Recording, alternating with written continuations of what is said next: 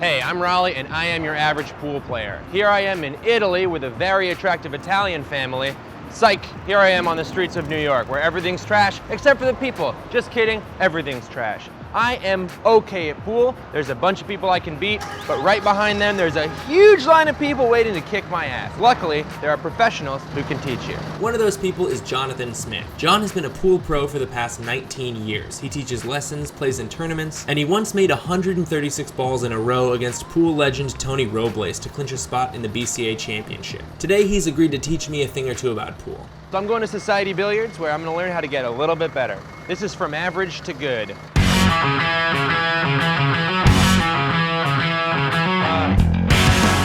You're breaking my heart! Jaywalking. Okay, here we are at Society Billiards. It's in the basement of a furniture store, but it's the fanciest pool hall in New York by a long shot, so figure that one out. And here are some establishing shots of pool tables before my staged meeting with John and low-budget graphic intro. Hey, nice to meet you. Nice to meet you. So Jon Smith is the house pro at Society Billiards, and you've also got the high run here. That's right. You work with a lot of the top level pros who come through here. Today, John is going to make me feel like I should quit pool forever by crushing me. I can do that. First, we'll play a few racks of 9 balls so John can gauge my skill level. Will you let me break so that I get a shot in? Yes. That's really you nice need to of use you. my break stick. Oh, thank you very much. You're welcome. So this is a break stick. You can tell because of the way that it is a break stick. At least I left him hooked. That's my name. I'm the hooker. Call me the hooker. I didn't make any balls in the break, but I left John behind the 9 ball with no shot at the 1 ball. John decided to play what's called a push shot, which you can do right after the break, and I gave it back to John because I didn't think he could make the bank shot. He immediately makes the bank shot, It's not going so good for me so far. and then drops the 2, 3, 4, and 5 in succession. But then he tried to cheat the pocket too much with the 6 to get shape on the 7, and misses the 6 ball, giving me a shot. I made a pretty tough shot on the 6 and then cut the 7 in, so I should be able to win this game. Nope. I put way too much spin on the 8 and leave myself a hard shot on the 9, which I miss, Safe. and John puts it away to win game 1. Game 2, John lets me break again, and I make a ball but can't see enough of the 1 ball to make it. So I go for a defensive shot and try to leave the 1 right behind the 9. I hit it too hard, but there are a lot of balls to get behind, and I give John a tough leave. He misses the 1 by about 1 millimeter, giving me ball in hand. So I make the 1, the 2. Get up. Giddy up. Come on. Come on. Come on. Come on. Get legs. Let's do it. Oh. The 3, and the 5. But on the 6 ball, for no reason at all, I decide at the very last second I want to play another safety and try to leave the cue ball behind the 7. Oh, I tried to play a safety and I fucking blew it. Turn the camera off, Andy. That's something you should never do against a pro, and he drained the 6, 7, 8, and 9 to win game 2. Oh, picture perfect. Game 3, John makes the 8 on the break, hits the 1 and the 2 with backspin, cuts the 3 and the 4 down the rails, hammers the 5 in, cuts the 6 all the way down, drops the 7 in to float perfectly around the 9, and drains it to win game 3 without letting me even pick up my cue. So, John, give it to me straight. Am I the greatest player of all time? No. Okay. Well, maybe I phrased that question wrong. Am I the best player you've ever seen in your life? No. Okay. You need to review your pattern play. Okay. Thinking about the next 3 balls. Okay. Because you still haven't learned that. Okay. You need to reevaluate your feet Feet. Okay. because your heel comes up an awful lot when it should be staying flat on the ground, Oh, okay. and that adds to a little bit of instability. And your pre-shot routine is non-existent. Non-existent. Okay. I Non-existent. thought I had a good pre-shot routine. It's non-existent. No, it's inconsistent all the time. Oof. Okay. Good to know. Yeah, I would watch good pool players and just what they do before every shot. Most of them you'll find they'll always chalk up, and you don't chalk up, maybe you chalk up half the time. Chalking up is part of the whole ritual. Standing back and visualizing what you want to happen, and then once you're down on the shot, You're just executing what you were deciding to do. When I'm up, I think about it, and then when I get down, I have to have already the plan figured out. Yeah. Okay. I say that when you're up, you're the choreographer. When you're down, you're the dancer. The dancer does not go to the choreographer and say, I think I should be doing something else. Right. If they do, they get fired. They're off the dance squad. Yeah, the umbrella comes out and goodbye. Okay. One thing we're going to work on is your speed control, which is not necessarily pattern play, but it helps get you out of a lot of bad pattern plays. And so you should get yourself better at it. We'll take 5 balls, and your goal is to shoot the one ball so it just goes to the end rail and stays close to the end rail. Okay. The second ball, you go off the end rail, back to the middle of the table. Okay. This one is the lag, which is the opening for every shot. Okay. This one is there, and back to the middle. And this one is 3 lengths. And this encompasses probably 80 to 90% of all the speeds that you'll need in the game. The longer your bridge, the more force is imparted to the ball. Because there's more build up. Yes, and there's more momentum added to it. So if bridge you, is the distance between the stick, my hand, and the ball? Yes, Okay. and how long the swing is. Okay. So for this one, your total stroke is probably going to be about 2 inches long. So you're not going to have it that close, but you're going to have your hand about here, and you're going to pull back about that far, and then almost as soon as you touch the ball, you stop, and then you get that bridge farther and farther away, and you have a longer stroke for almost each and every shot. So I'm trying to put this one on the end rail? Yeah, or as close as possible. Good.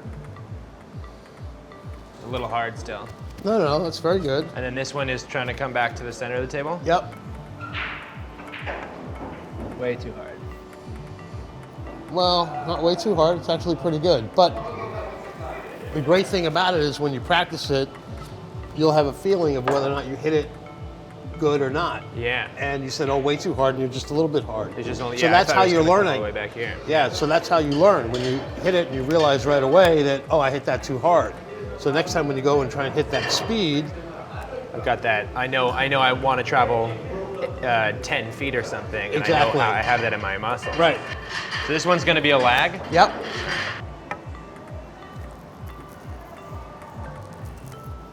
That felt good. Oh. Nice. Oh yeah, get a shot of that, Andy. You get that? I got that. All the way to this. This is 2.5. Okay. The lag I call 2.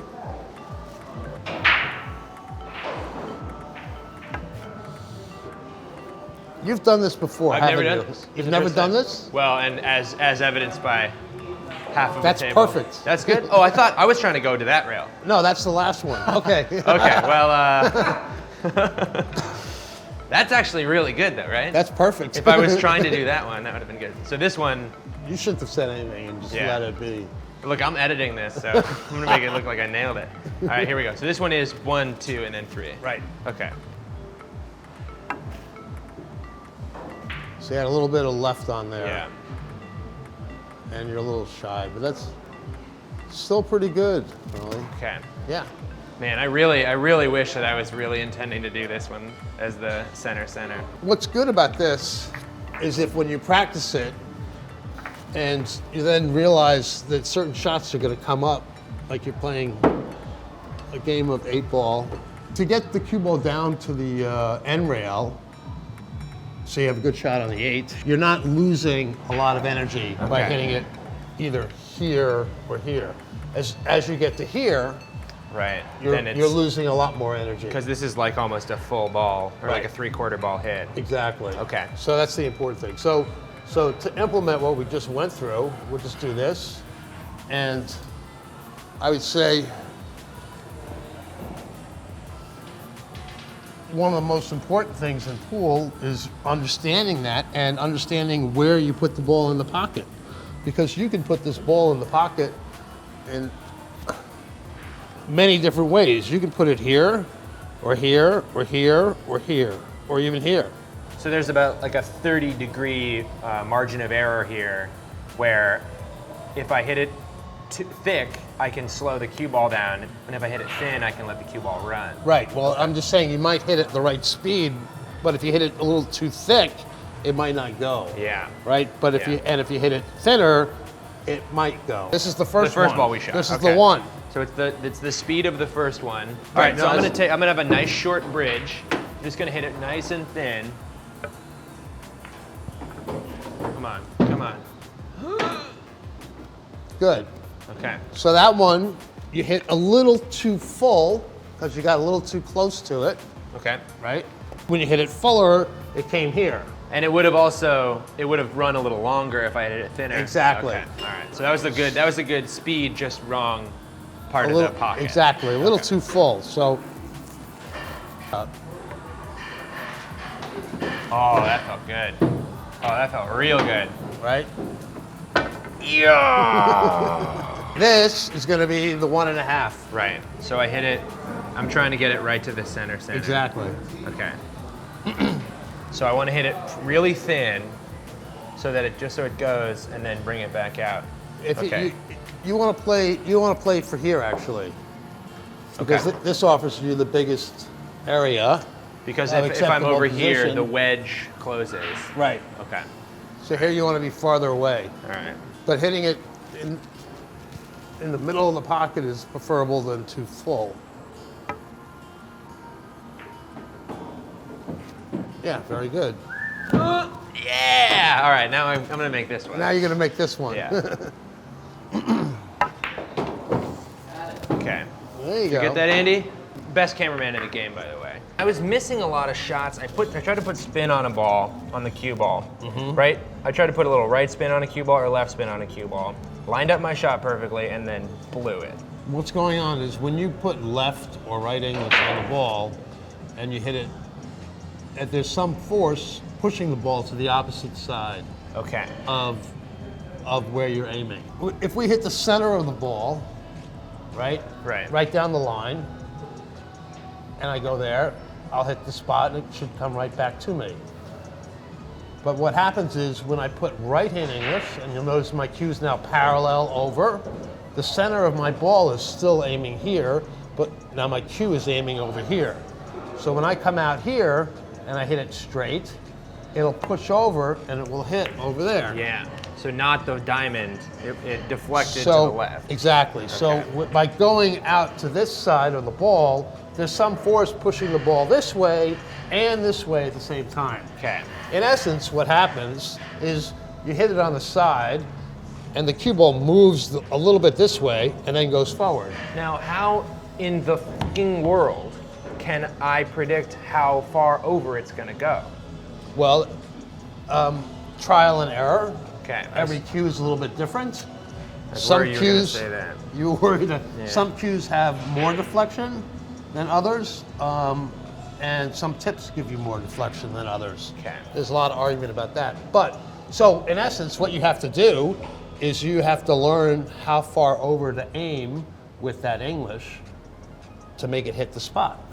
So I'm gonna aim like a 1/2 inch over to the right to see if it deflects and hits it in the middle. So that way you got a cue ball with right spin to go on a straight line Right. by basically aiming to miss. Exactly. Okay. Okay. And now, the other thing I want to tell you is that, and you do this a lot, is you cue up very high on the cue ball, right? So you're up here. So as you go high, the same rule applies. There's some force that's going down when you hit on the top of the ball. So the only way to make the cue ball go perfectly straight is to actually hit it exactly in the very middle. Both middle, left, right, and middle, up, down. Exactly. Okay. The good news is, it was Cicero Murphy that taught me. Hey, I know that Said name. that the name of this game is from the middle of the cue ball down. And so the reason for that is that if you put a little bit of English and you aim on the top, let's just say you put a 1/2 tip of English Okay. and you hit up high. So there's some force that's going down and to the right. But what's happening is also you're trapping your cue ball under the tip and it's squirting it out even more. Okay. If you apply the same English lower, you're not trapping it, fighting the felt Right. and the slate. And you're introducing a lot of weird variables if you're trapping the cue ball. Right. Okay. You're going to get the most deflection. You Okay. want to stay away from left and right English as much as possible. Me personally? Everybody. Everybody. Okay. Everybody. I thought you were just burning me there. No. Okay. No. It takes years to get used to the compensation you need. Years. Years. I don't have that kind of time. Your routine is actually to go like this, and then you kind of like plant this foot, and then you take a big step forward and do this. Yeah. Right? Yeah. I would like you to actually stand a little further back and take a little bit of a step to plant your right foot. So On I take the a line. step to plant my right foot. Yeah, take a little step to plant your right foot, so you're getting there. So you're here, and you put a little step forward here, and then a big step forward with this, and drop this right on that line. Okay. The idea is you're always keeping this right foot, maybe the instep, on that line that you're shooting on. Right. And the routine of always taking a little step, 1, 2, and then 3, is it just like bowling. You're like walking up to that line in a repetitive way, Okay. and trying to throw from the same spot every time. So you have to get used to like that distance. It's like a diver at the end of a diving board. How far do I have to practice to like get it so I land on the right spot at the edge of the board? Okay. But it's the same idea. You'll see most pool players have their right leg, if they're righties, underneath this line. You can also have this here on the ground, seeing that line there. So I want right foot, right hand, the cue all in one plane Yeah. or line. Right. Cool. Okay. And what that hot little footstep does is allows me that, like, if I've set up wrong when I like walk over and visualize the shot, this allows me the corrective move. Right. Well, what you want to avoid is just like coming around to this shot and just like dropping and going like this. Okay. Because I'm out of alignment. Because you're out of alignment. Okay. Because you haven't stepped back and looked and visualized what you want to happen. Like, shoot this shot and I want to roll down there. So I'm visualizing this now, and I'm walking in, looking at this line. And what you sometimes do, not on all the time, is that you're down here and you start to lift up this heel. Either okay. this one or this one. I've seen it on both. What he does? He lifts up this heel sometimes, and when it could be planted. Okay. Right, and maybe you're too far back, you're leaning too far forward, and you're not relaxing the muscles in your legs. So I'm gonna take a step in, plant, come down. Felt really off balance there. The reason I do that is because I watched a lot of snooker videos on YouTube, you know, like, I don't know. I liked the way they like kind of looked, like all the lines were really clean, so I like that. And the tuxedos and the waistcoats and and all the that. accents. And the I accents. don't know what it is, but it's a well nice sport, it is. Yeah. So you got to find that distance that you want to be, right? And Yeah. then take that big step forward with the left. That feels really solid there. Right. Yeah.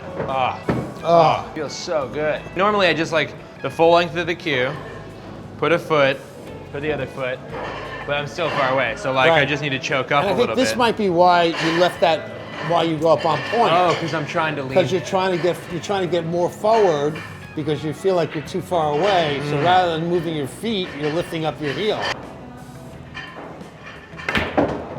Good, and I like the way you dropped it to the middle of the ball rather than aiming up Yeah. high. Yeah. Putting two lessons together. But that's it, just two. I was now ready to play a final 2 games against Jon to see if I could apply any of my new knowledge to an actual match. Jon breaks and makes the 5 and the 7, banks the 1, gets a little bit lucky on the 2, Christmas. slices the 3 straight down the rail, then hangs the 4 ball in the corner, giving me the opportunity to use my speed control and left spin deflection lessons on a pretty easy 4 ball.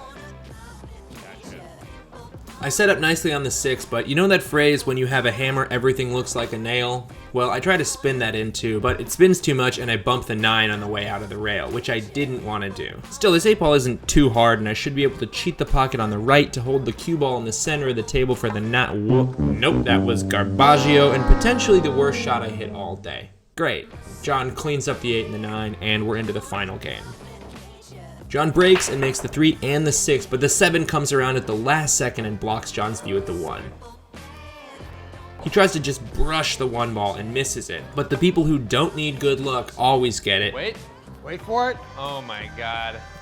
What a shooter. And he avoids the scratch. I make the 1 ball and try to get to the center of the table for the 2 ball, but I come up short because I didn't do a very good pre-shot routine.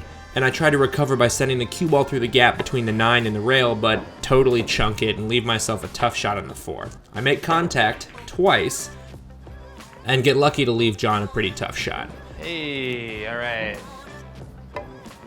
Jon goes for a cross table bank and misses it by 1/4 of an inch, and now I've got a shot and it's time for me to get serious.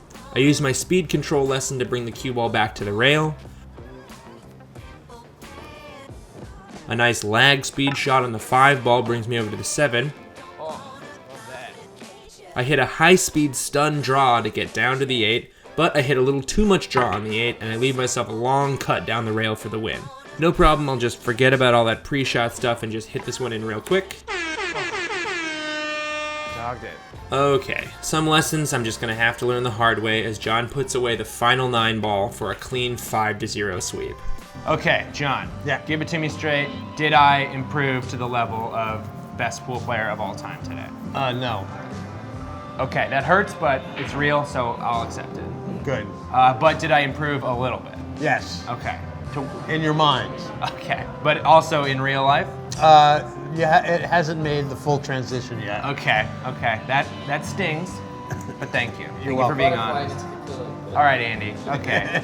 I think you have to allocate a certain amount of time for practice Okay. and a certain amount of time for play. I think the big mistake I see people making all the time is they just go in the pool hall and play with people and just have fun, and they don't devote hardly any time to just doing drills or practicing or if remembering the shots that they messed up and going back and owning them. So it's a little bit like if I wanted to be a great basketball player, but I only played pickup basketball and I never worked on my 3-pointers. Or Right. something. Okay. Or even free throws. Or pouring the big jug of Gatorade on the coach at the end. That's a good You one gotta to work practice. You gotta, yeah, the timing has got to be perfect. Yeah. So you've been playing pool for years, but you still do practices. Do you still do drills? How does a practice for you look? I still do drills. I still do target pool from Kim Davenport's target pool. Okay, target pool. I always to get alignment done properly. If you set up long straight shots, that really tells you right away whether or not you're aligned or not. Ah, okay. Jennifer Beretta said the same thing. She said she works on her really long straight shots. Sorry to disturb you. Just wanted to say I'm new to the channel. Oh, thank you so much. What's your name? Average player, right? Yeah, that's Martin. me. My name is Martin. Martin. Nice to meet you, Martin. Thank you so much for saying that. See? A fan. See? Thank you, Martin. Love that guy. I start out every day the same way. I set up a table length, put the object ball in the middle of the table, Okay. and I put the cue ball over here, and I'll practice stop shots. Pocketing the ball in the corner, stopping the cue ball. in the Stopping center. right there. Okay. Once I've done that 3 times in a row, I'll practice drawing. Try to set it up so I can draw straight back into the opposite corner pocket with the cue ball. Okay. Once I've done that 3 times in a row, I'll then try and, the hardest one is to follow the cue ball into the pocket. Okay. I find it's all about alignment. That if you're aligned correctly, the balls go in. Great. And it builds your confidence. So I'm coming away from this lesson knowing I need to improve my footwork a little bit. I need to have better concept of speed of the cue ball, how far it's going to travel, and then also pattern play. Yeah. So you're shooting one ball to get the right place on the second ball to get to the third ball. Gotcha. And you keep going. Great. And that's the only way you're ever going to get better. By Is at least- knowing the patterns a little. Yeah, and seeing the better path to that zone that you want to be on. Well, that's all the time we have. Thank you so much for the lesson, Jon. Pleasure's all mine. I really appreciate it. Come down to Society Billiards. Yes. Located on 21st and Broadway. The foot of the Flatiron Building. Amazing tables. The food is great. You know, you can't go wrong at Society. All right. Bye.